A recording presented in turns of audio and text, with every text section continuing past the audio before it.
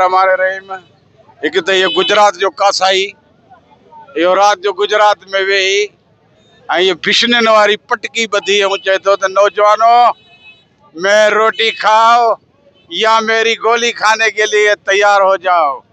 अरे मोदी बिशनी ये तुमको एक झलक दिखाई है। जब हम निकले ये नौजवान पाकिस्तान को धोती भी तेरी हाथ नहीं आएगी और पाकिस्तान की तरफ सारी जिंदगी देखोगे भी नहीं। अभी तो तुमने सिर्फ ट्रेलर देखा है, फिल्म तो अभी बाकी है। गुजराती कसाई हम तेरे को जानते हैं अच्छी तरीके से। तू बैठ के गुजरात में बड़ी ढींगे मारता है, आओ तो पता चले ना। एक दिन का ट्रेलर दिखाया तुमको तो तुम ऐसे भागे हम अपने बाप के पास, पाँव में जाके उसके गिर पड़े कि हमारी जान बचाओ।